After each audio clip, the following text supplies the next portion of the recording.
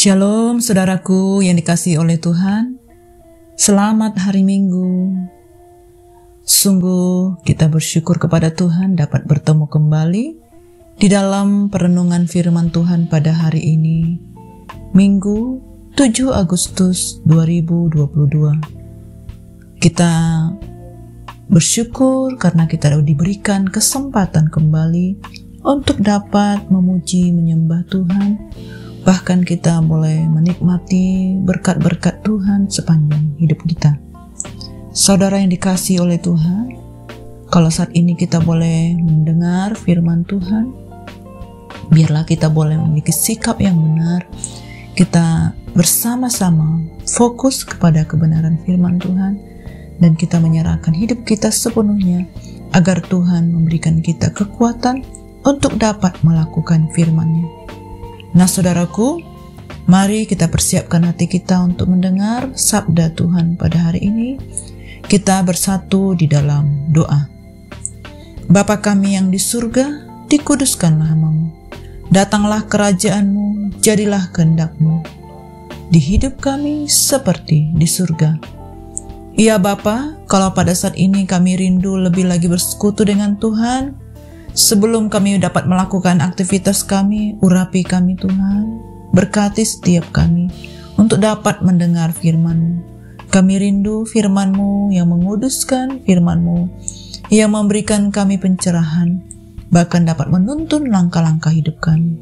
Terima kasih Bapa, kami serahkan seluruh pendengaran firman Tuhan pada pagi hari ini hanya kepada Tuhan. Kami percaya Roh Kudus yang mengurapi kami, memberikan pengertian baru pada setiap kami. Terima kasih Bapa, dipermuliakanlah nama-Mu di dalam kami. Kami sungguh bersyukur kepadamu. Hanya di dalam nama Tuhan Yesus kami berdoa. Amin. Nah saudaraku yang dikasihi oleh Tuhan, kita akan mendengar firman Tuhan pada hari ini yang berjudul Jangan Mengusik Orang yang diurapi. Firman Tuhan ini tertulis dalam Mazmur 105.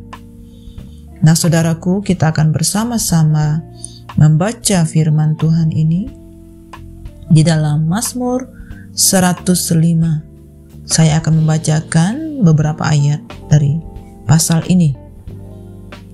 Puji-pujian atas segala perbuatan Allah di masa lampau. Bersyukurlah kepada Tuhan, serukanlah nama-Nya, perkenalkanlah perbuatannya di antara bangsa-bangsa. Bernyanyilah baginya, bermazmurlah baginya. Percakapkanlah segala perbuatannya yang ajaib. Bermegahlah di dalam nama-Nya yang kudus.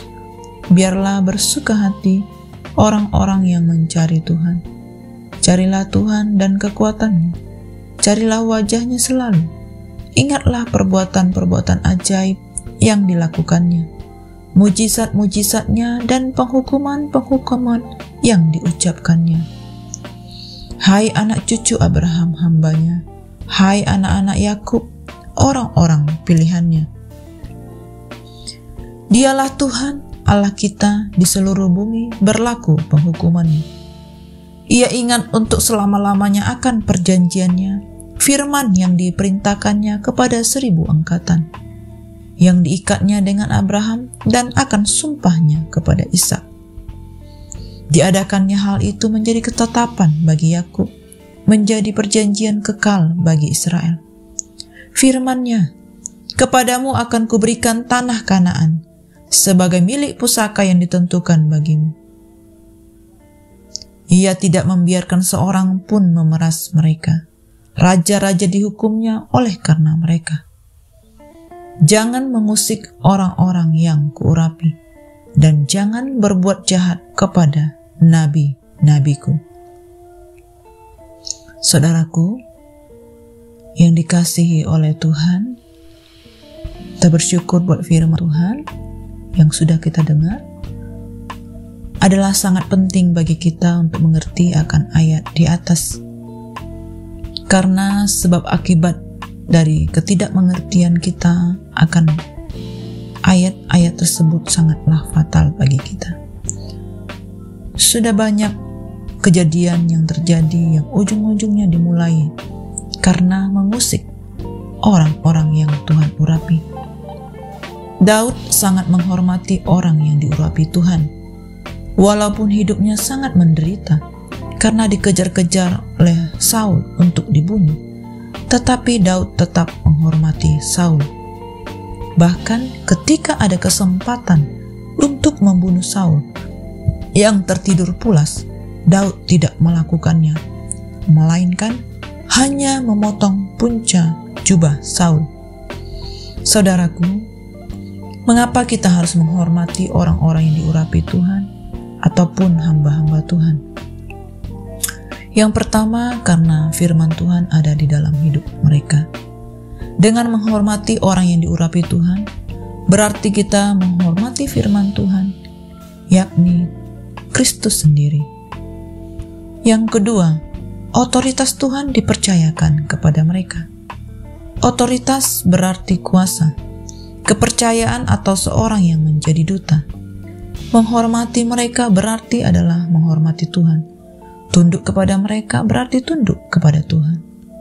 Yang ketiga, penghakiman adalah milik Tuhan. Bila ada orang yang diurapi tetapi berbuat dosa ataupun kejahatan, menurut kita, apa yang kita lakukan? Sebaiknya kita tidak perlu memberontak sehingga mendatangkan dosa bagi kita, tetapi berdoalah agar Tuhan mengubah dan membuat orang tersebut bertobat. Bila ada sesuatu yang kita rasa tidak benar terhadap mereka ataupun orang-orang yang Tuhan urapi, kiranya kita tidak menjadi hakimnya, karena hakim yang agung tetap adalah Tuhan Yesus sendiri.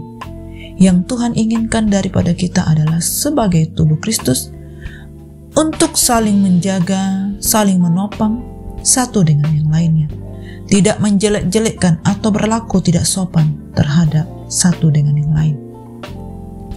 Yang keempat, mereka adalah pemimpin rohani.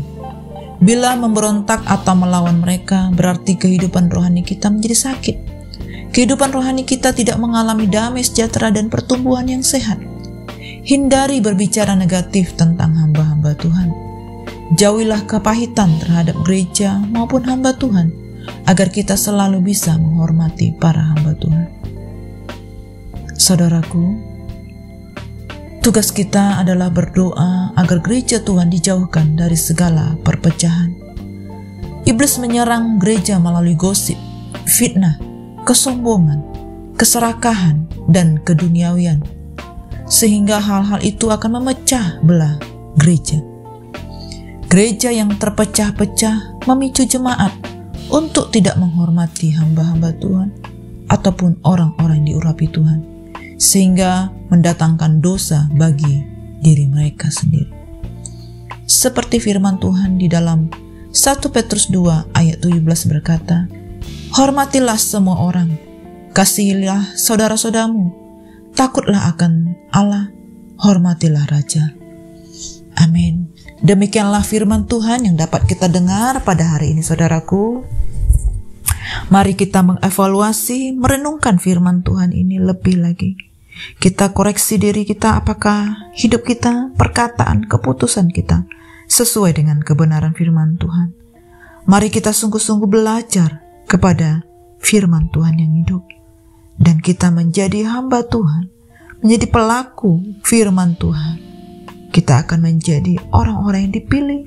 Kita adalah orang-orang yang ditetapkan Tuhan untuk tinggal di dalam rumahnya. Demikianlah saudaraku, kita satukan hati dan kita tutup di dalam doa. Bapa yang sungguh baik, kami bersyukur buat firman-Mu yang sudah kami dengar. Terus Engkau mengurapi kami, memberikan pengertian, kecerdasan kepada setiap kami, sehingga firman-Mu lah yang mendrive hidup kami. Kami mau berubah sesuai dengan pimpinan Roh Kudus. Kami mau dikuasai sepenuhnya oleh Roh Kudus. Terima kasih Bapa, kami bersyukur buat firman-Mu. Kami percaya kami akan menjadi seperti Kristus. Terpujilah nama-Mu Tuhan. Hanya di dalam nama Tuhan Yesus kami berdoa. Sama-sama kita katakan, amin. Semangat hari Minggu saudaraku, semangat di dalam melayani dan beribadah kepada Tuhan. Have a blessed Sunday and God bless you all.